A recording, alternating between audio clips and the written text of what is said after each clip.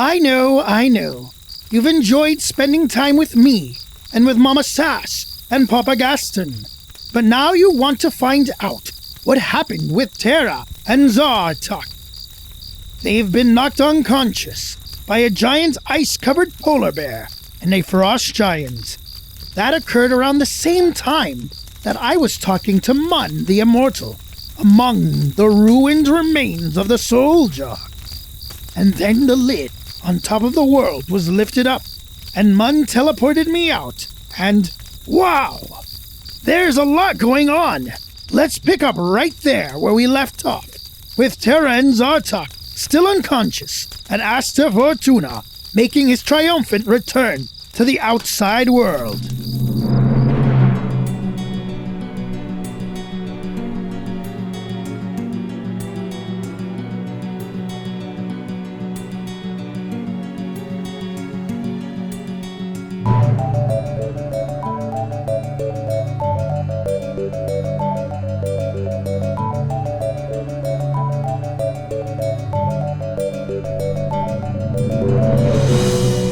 Aster, you have rolled for initiative. Jessica, I need you to roll initiative for your character too. 9. What's your dexterity bonus? +2. We're currently back on the previous round of combat. Aster, you've been tossed out of the world by Mun. A stunned-looking Vizier Olgabar helps you to your feet. His robes are torn and he is bleeding from several serious slashes. Mr. Fortuna, what a pleasant surprise, and Mun too. Quickly, there are monsters in the town square. You've got to help Miss Dane and the Tiefling Wizard. What? Mun turns to you, Aster. I don't know where this town square is, but there's a hole in the ceiling over there. Let us see if we can move more quickly. Yeah. He grabs your arm and casts a spell, and then he floats above the floor and flies down the hallway and out through the hole in the ceiling. That's so cool. Okay. Aster, it is your turn. You're in the Hall of Worlds next to World 83. What do you do? What do I see around me? You see Olgabar looking horribly injured. You see this Hall of Glass Worlds. You see Mun has just cast a spell on you and flown out through the hole in the ceiling. Do I feel like I can fly right now? You feel a little light, yeah? I'm going to shoot out like Superman. All right, well, you fly down the hall and up through the hole in the ceiling then? Uh-huh. Or you just try to run straight up and hit the ceiling? No, I try to get out. Oh, okay, all right. You jump into the air, you fly down the hall and up through the hole in the ceiling above that world that exploded. And you fly up into the air. Fly grants you a movement speed of about 60 feet. That would be 120 feet with a dash. Now, Mun cast a spell and flew, which means he wasn't able to dash that round. But you are able to dash this round if you want to, so you could travel the full 120 feet. And Olgabar told me where they are, so I'll go in that direction. Right, so you move up into the air, and you can see as you fly up and toward the town square. While the combat was about 240 feet away, now you've flown about 60 feet closer to it. 60 feet to get up there, 60 feet to get closer to it. So the combat is now about 180 feet away from you. Oh my gosh.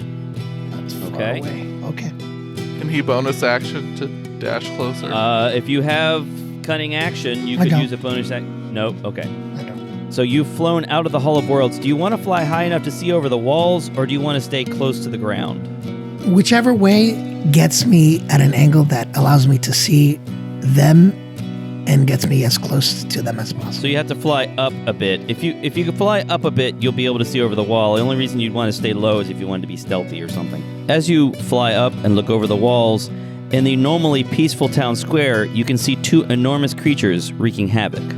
A 12-foot-tall humanoid with bluish-white skin and an enormous beard is tearing down the wall of the Garden Gnome's meeting hall, and he suddenly bellows, "Ale, they have ale." Near the ruined well in the middle of town is a giant white bear, enormous ice crystals protruding from its fur. It is walking toward a familiar figure lying still in the snow in a growing puddle of blood. Don't do that. You see another figure lying in the snow closer to the fortress, dressed in black. This figure appears to have been crushed by a boulder, which lies nearby. It is still and lifeless, except for one thing. It has a long, red, pointed tail, and this tail is flailing around furiously. The next person to go in the initiative order, Olgabar is going to run toward the combat. The frost giant reaches into the meeting hall, tearing apart the walls, steps inside, and then rips out a giant metal container full of Epileema's ale. And he begins drinking. Jessica, that is your character's turn. So where is Dibberin Pilk? I mean, I would imagine somewhere in the village, Right. but I don't know where she would have been at the moment. I imagine she probably froze at first and turned into a statue before deciding to... Probably Take some action? just out of fear, just, like Right. there's loud noises, just pop, stone statue, and has, finally decided, okay, I can do this. I should go help. Okay, well, I'll let you decide where she sort of pops up. There's the meeting hall, and then there's some other buildings nearby. There's some residences. Some of the humans have set up, have fixed up some of the older houses here. I'd say she was, tending a garden or something somewhere. Can that Sure. So Sure. you're tending a little house garden. maybe growing herbs for healing or whatever? Okay. And so you can hear this combat at the square, and after momentarily freezing, you have now walked up to the square, and I guess you can look around a corner from this alleyway and see the same scene that Aster can see. You can see that Tara is lying on the ground bleeding, and so is Zartok, this tiefling wizard. You don't see any sign of Athelflaed, your buddy. And you see this giant monster has broken into the meeting hall and is drinking some of the other halflings' ale, and this giant white bear is advancing toward the body of this hero, Tara. So, this is totally bad. Can I get within 60 feet of both Zartok and Tara? I can move up to 50 feet from where I have 50 feet of movement using my action. Yeah, I think you could do that because Zartok used Misty Step. Did he used Misty Step? Did he also run on his last turn? I don't remember. Yeah, I'm not sure. You can definitely get within range of Tara. Zartok is farther away. Zartok is also not in immediate danger. Let's say you can get within range of Tara pretty easily, but Zartok is farther away, actually closer to the fortress. Okay.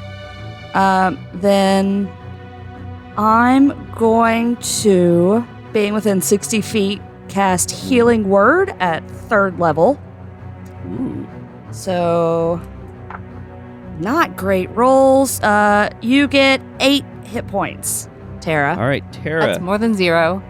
That is more than Yes, 0. Tara, you feel a flood of warmth, and you come back to consciousness. You are lying on the ground, and this giant bear is approaching you. It looks hungry. So did that I didn't use an action to get to her. I just used my movement, right? That's correct. Then I'm also going to cast Sacred Flame at the bear. Dex save 15. That's a cantrip, correct? That is a cantrip. All right, you can do that. The bear failed. Oh my gosh, the bear failed. All right, what's the damage on Sacred Flame? That would be 12 points of damage. Of All right. radiant damage.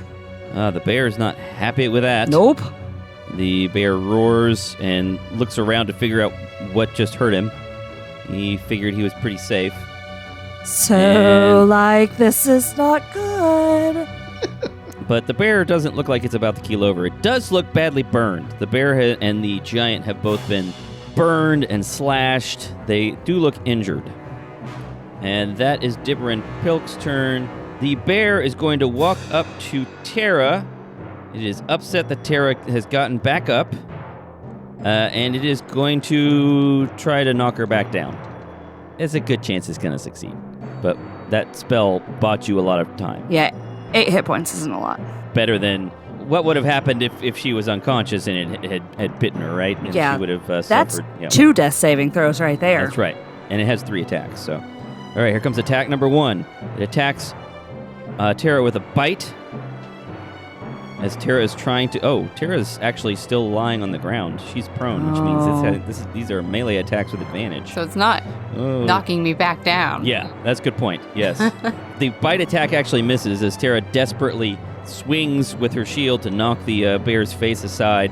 It tries to claw at her. Oh my gosh. AC 15 and AC 8 do not hit. Sorry, AC 9. And then finally... okay, that'll do it. AC 26. Yep, that does do it. And that is a claw attack. That is 15 points of damage. Oof, back down. Tara is knocked back unconscious. The bear bats her aside and looks like he is ready to finish her off. But that is the end of the bear's turn. Zartok, I need you first to make a death saving throw. Rolled a 3.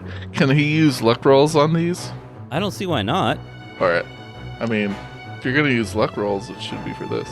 This is the time to do it. All right, that's an 18.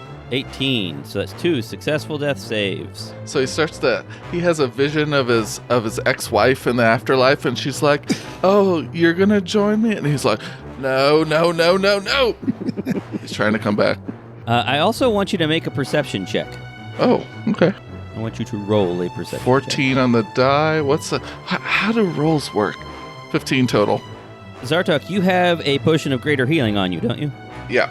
Everyone watching this scene sees as the tail that is desperately flopping around on Zartok reaches into his bag, flails around, pulls out a potion of greater healing, somehow smashes the cork off of it, and jams it into Zartok's mouth. And you're going to get 4d4 plus 4 hit points.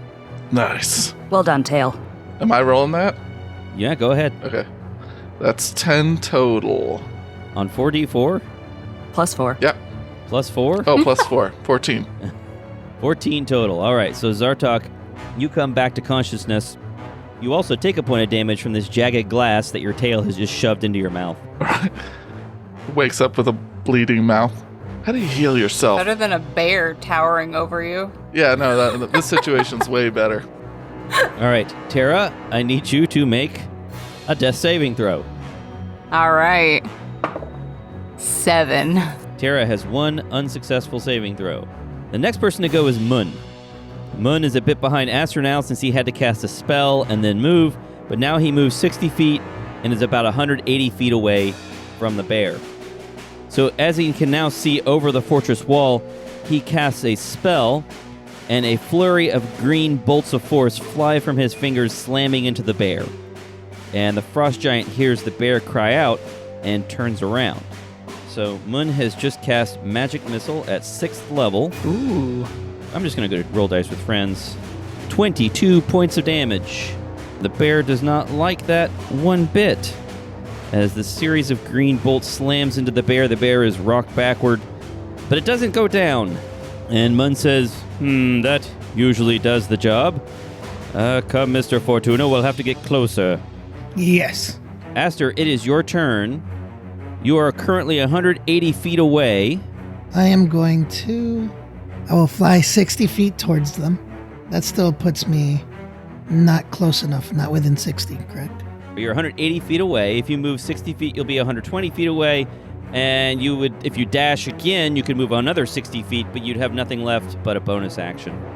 That's awesome. Okay, I will dash Okay. until I'm 60 feet away. Right. And then I will use first level, because I don't have many spells left, Healing Word on Tara. All right. And I'm within 60 feet. This might be traumatic.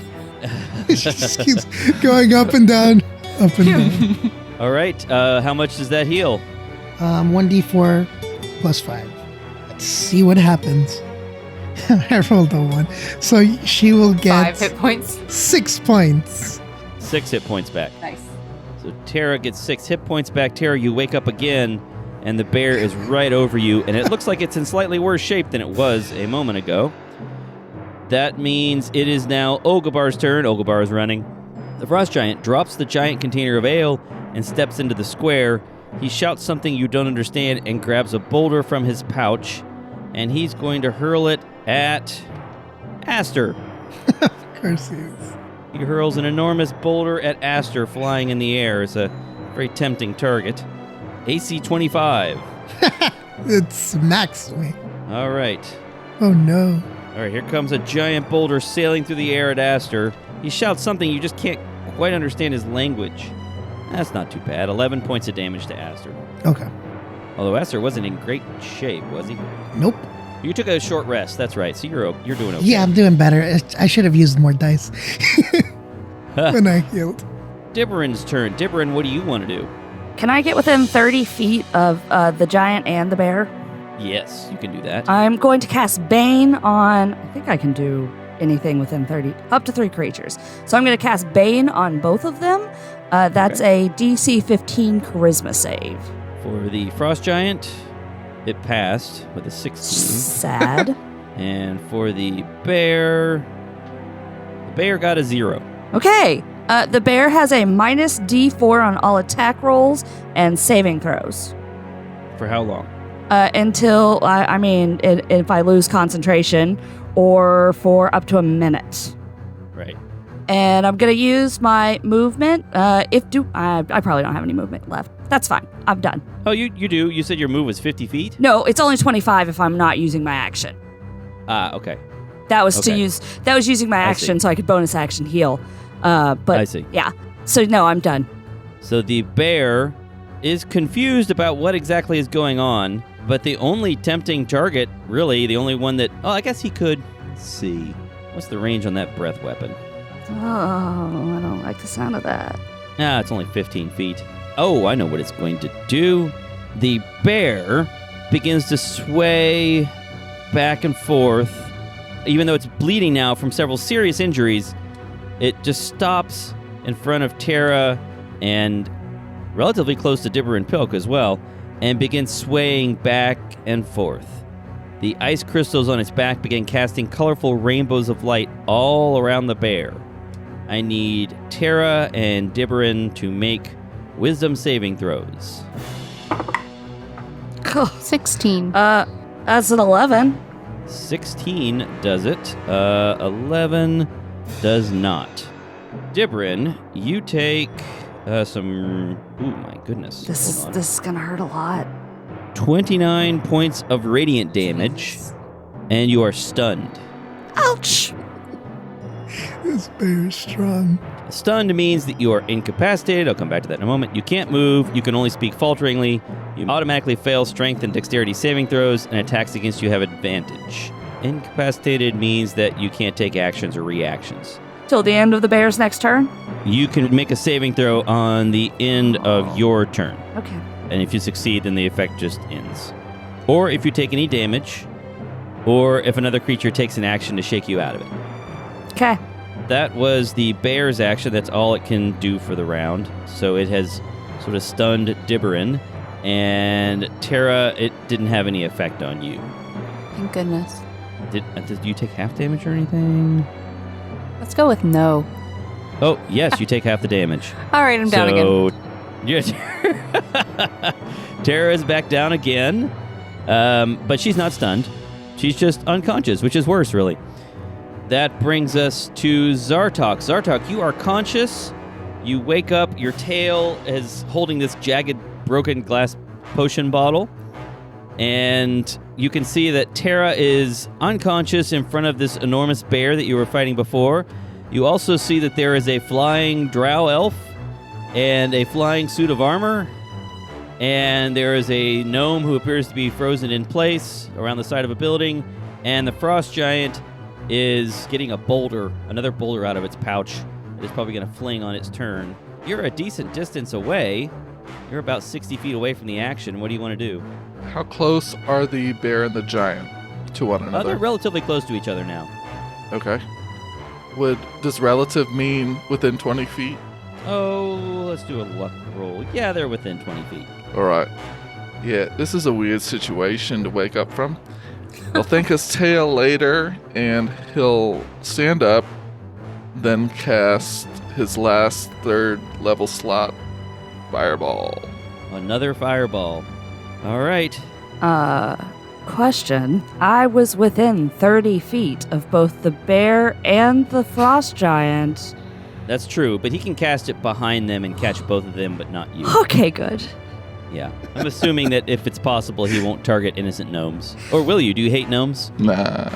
No. Not right now. What about innocent, unconscious people? Again, same thing. He can cast it sort Nice. of centered behind them and miss Terra. All right. 24 damage. 24 damage. What's the saving throw? 14 dex. They both save. But what's the damage again? It'll be 12 since they saved.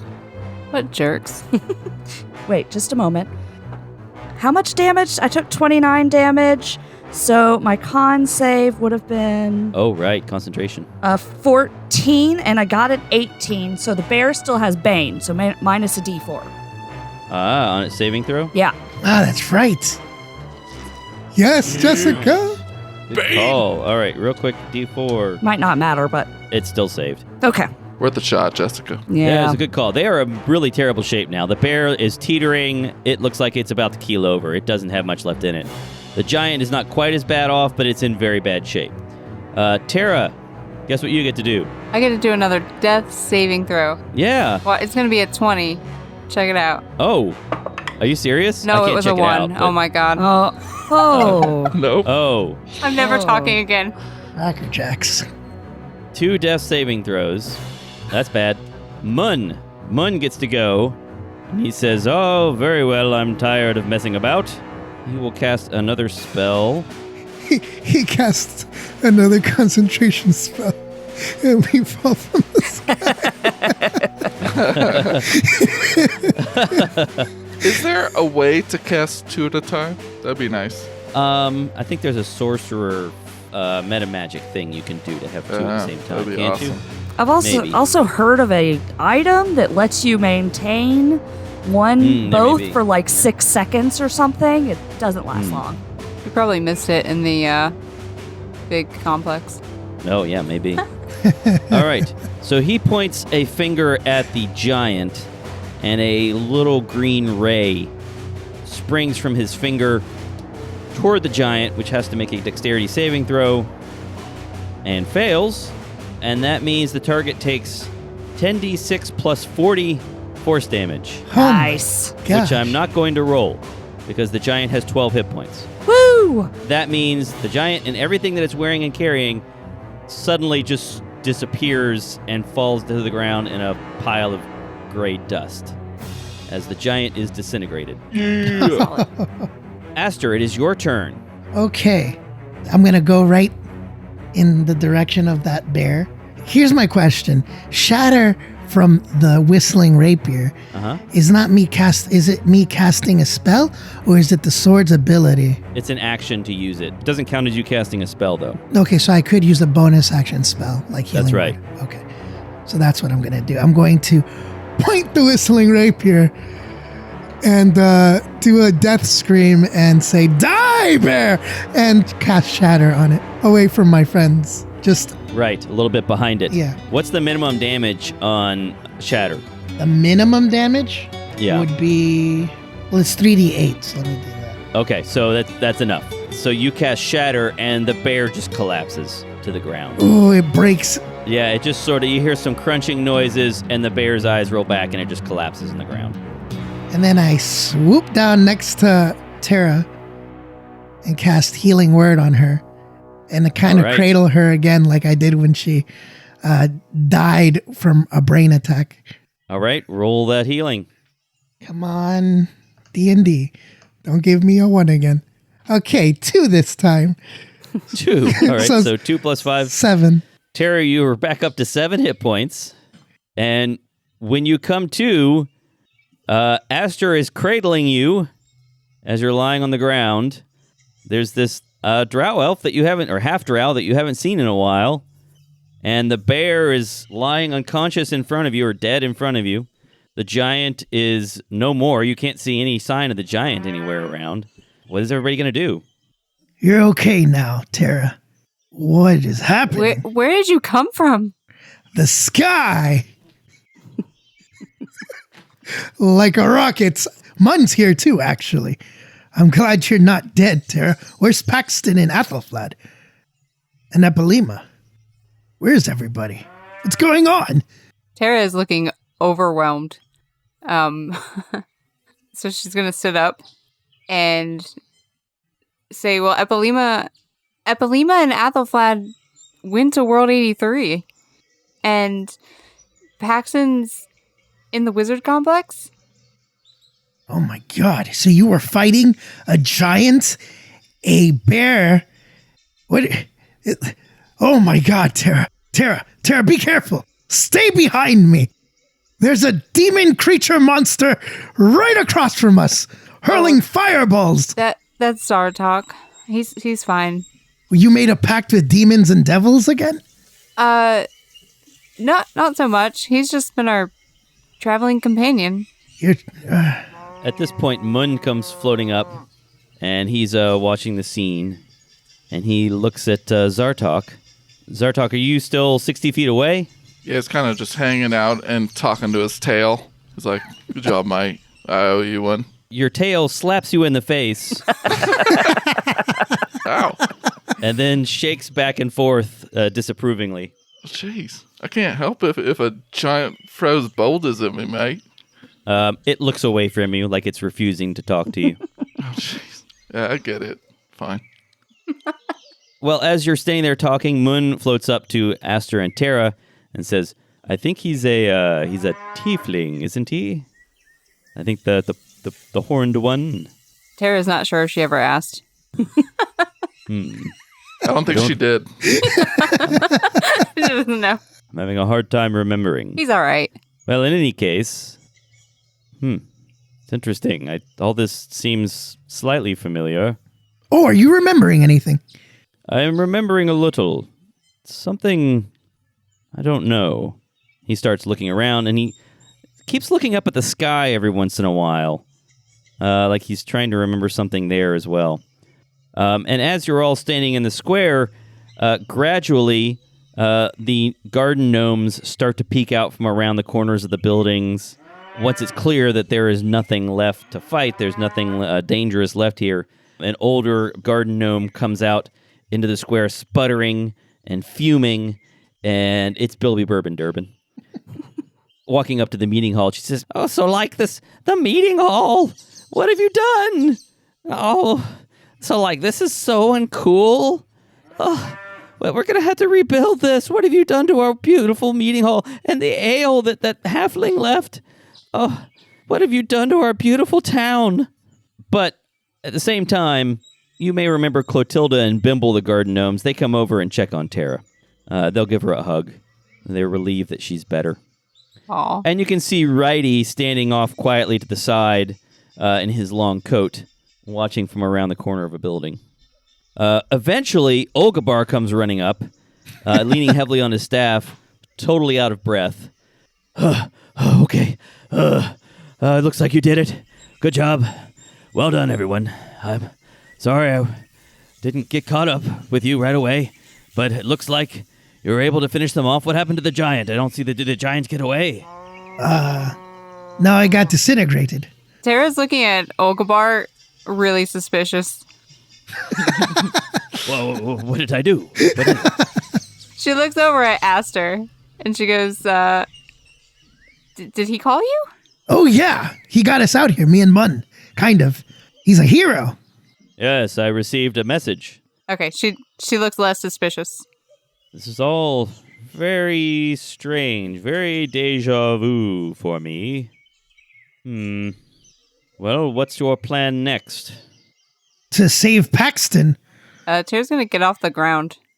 Tara, should we go back and help Paxton? You said he's still in that complex, all alone in that creepy place. Well, he wanted to be there, but we can check on him. But it was his desire to be there with... Did you ever meet the old elf lady? No. He's there trying to learn more about his memories. Oh, he's figuring that out. Yeah. Tara's walking over to where Dibberin is to thank her also for she remembers becoming alive a lot. Dibrin's down on the ground. She's praying, and if 10 minutes pass while everyone's around me, I'm casting Prayer of Healing at 3rd level. Ah, So all right. I'm at the moment praying. Real quick, Have I ever met Dibberin? I don't think so. Dibberin. Yeah, you met Dibber and Pilk when you got to the gnome village. That's true. Everybody except Zartok, I think. Maybe Zartok might know her. He's been up in the gnome village before. There's a chance they've crossed paths. I guess Mun is the only person who doesn't really know what's going on here. All gnomes look the same to me. Ouch, Sorry. man. You're a gnome racist, huh? All right. After the excitement dies down, I realize I need to be giving Tara some space because she, was dying a lot, like falling and getting up. So I'm going to step back and stand next to Mun. So this is really weird. I haven't been here in a hot second. But what about you, Mun? You seem to be remembering things. Is the theory that maybe you came from here more plausible now? Oh, it's certainly the case that I came from here. I think we probably, in some sense, we all did, but I remember some of this, although it looks different. Missing something. He looks up at the sky again. There's something... I need more time. I mean, it's not a weird light anymore. It's different now. The light in the sky everything is so different out here. Yes. This feels to me like the proper way to do things. There's that round sun in the sky, the sphere. The sun is a sphere, and that seems like the correct way, upon reflection, that things ought to work. But this is all still very strange. Well, I'm going to look around a bit, if that's all right. Yeah, go for it. I'll tell you what. I'm going to look around, and if you need me, do any of you have a sending spell? Olgabar has one. Olgabar does, that's true. Olgabar can stay with you. Well, just in case you need anything, I will leave this fellow here with you, and he reaches into his armor, and he pulls out a pile of rags and drops it on the ground. My heart flutters. And says, all right, Lumpin, you can wake up now. Yes! And this pile of rags takes on the shape of a humanoid form. And although it now looks more like it's a collection of wizard robes in rag condition, it pops up. Oh, he leveled up. And it looks around, kind of does a winky blink thing with those weird depressions where the eyes should be. And says, hi, everyone. Lumpin, my handkerchief friend, who's not... Hey, Aster. Hi, Lumpin. Tara, I'm so happy to see you. I'm happy to see you too. It runs over and gives Tara a hug. I hug Lumpin. And it'll give Aster a hug, too. Oh, my little buddy. And says, is there anybody else I need to hug? Don't touch me. Oh, before Mun leaves, I want to tell him there is someone in the wizard complex who you could talk to. Oh? There's Gilm. He's on, oh gosh, which level was he on? Divination. And you could talk to him. There's also, at the very bottom, Strethok. But I don't know if you guys are friends. I don't remember. But I will look into it. And there's Melidia and other people. Excellent. Thank you. That will be helpful. So why don't you tell me what has been going on out here? Why don't you catch me up? Tara looks embarrassed. Yeah, embarrassed. And reluctant. And she looks over to where Zartok is for some assistance. He's not very good at figuring out what you're wanting. He's like, what? Mun will walk over to you and say, hello, I am Mun the Immortal. I'm glad to meet you. And he holds out an armored arm. Yeah, I was wondering who you was, Metal Bloke. He'll shake his hand. Yes. Yeah, I'm Zoltok, mate. Nice to meet you. Pleasure is all mine. It looks like Miss Dane expects you to explain exactly what's been going on out here. Perhaps you're the de facto leader at the moment? Don't say that too loud. Oh. No, quiet. See that real quiet. Yeah, so what's going on? It's kind of a long story. Where should I start? I don't know. Well, okay. I guess from the beginning then. Once upon a time, when a man and a woman love each other very much, Okay, but go beyond that. All right, we'll fast Skip ahead forward a bit. We'll fast forward a bit.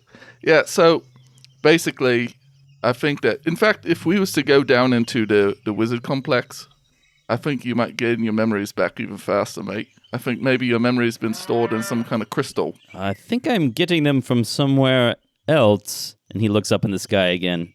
Oh, that's okay.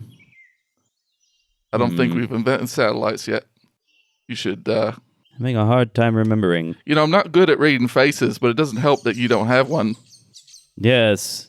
What did you have a question about something? No, you don't remember nothing at all? This all just seems familiar, and I remember there's a world out here. I remember this complex. I remember there are wizards and sorcerers and others doing research inside, and I remember it goes underground. I remember that I've been here several times. Okay. I don't think they liked me very much. Let me try to sum up then. This is a world out here, Uh-huh. and the issues it was having is similar to what was inside your world, where A3. Magic is making the world too hot, and the north and south poles of the world, and we can get into why that exists later. It was heating up, all the ice was melting, the seas were rising, it's causing problems. And this wizard complex was trying to find solutions. You was one of them, but I think that you caused quite a bit of a stir, if you will, and they kind of messed you up, sent you in World 83, took away your memories. That sounds plausible. So what have you been working on out here, then? You've just been learning all that, I suppose. Yep. Just in general, being amazing. Putting together pieces of a wand that absolutely didn't get away from a bad dragon. You guys did it. You guys completed the wand. Yep. So the world is saved. Yep. The world's completely safe now. The dragon's going to take care of her. Oh my. Tara shakes her head. Oh my gosh. Lavarian took the wand and said he was going to go be a ruler now because he had the power, and it turns out he's not great. But he talked so cool and said dude and dudettes and all that. He was smooth. Yeah, he wasn't cool. Sorry. Turns out he's really crazy. We thought that Strethok was going to be crazy. Turns out pretty decent. Yep. Oh. Have 10 minutes passed? Yeah, I guess 10 minutes have passed. You can use your prayer of healing. What does everyone get from that? Up to 6 people get 15 hit points. All right. Wow. That includes me, because I'm low. All right. So Dibberin casts prayer of healing, and that means that Tara and Aster and Dibberin get 15 hit points. I don't think anyone else is hurt. Zartok could probably use it. I need it. What did I say? Tara, Dibberin, and Zartok. And Aster. Yes, Yeah. I'm sorry. Yes. So I don't think all 4 of anybody them- else needs it. Yeah, all 4 of them get 15 hit points. Is the bear still physically there? Or did it also Yeah, the bear is disappear? still there. All right. Cool. Shattered up. Yeah, it's in rough shape, but the bear's body is still there. The giant is just a pile of ash. Gotcha. So, man, it's been quite a while since you've been in there, as you know. And Strefhawk and other wizards were working on a solution. They didn't really come up with one. Strefhawk has made a sort of wizard hunting ooze. Yep. That doesn't sound good. Yeah, it's a nut at the moment, but he's given us a chance to figure out some other solution before he unleashes it upon the world. We also have to deal with Lavarian. Maybe. So you're looking for a way to prevent the world from overheating repeatedly. You also have this dragon, you said? Yeah. A dragon. He's kind of our silver fault. dragon. Very cool looking. Obviously evil now. Sure. Yeah. Really bad. What year is it out here? Oh no. That's one of the gnomes. Yeah. It was 1483 before I was stuck in a chamber. So. So, like, it's 1643, obviously. It's quite a bit further along than I expected. Not a surprise. I may also have something for you to do. I think I'd like to get to my wizard tower, but the problem is that I know that I have one here, but I do not know what the sigil sequence is for the teleporter that would get me there. I can't remember. I was wondering if perhaps you could go look for me and make sure the place is safe and get that sigil sequence to me, and perhaps that way I'd be able to teleport to my tower. How exactly are we going to find that out? Well, I think I know roughly where it is. Oh, okay. And Mun points upward. And as you all look up, following his finger, you see high above a stone or a rock quickly moving from your left to your right across the sky.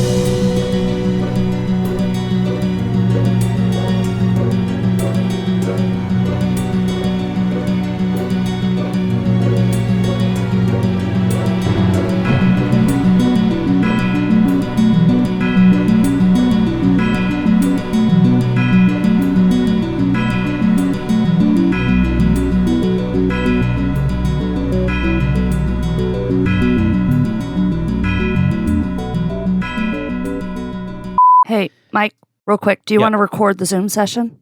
Yes. Thank you for reminding me. Good MVP. call. MVP. I accidentally hit record as the Zoom chat opened, and it's like, oh, right, yeah. All right. Yeah, we got to add that to the ritual. Mm-hmm. Yes, you're right. And then she looks over at Athelflaed and she says, Wait, Athelflaed. did he... Oh, sorry. Well, I knew she was good at sneaking.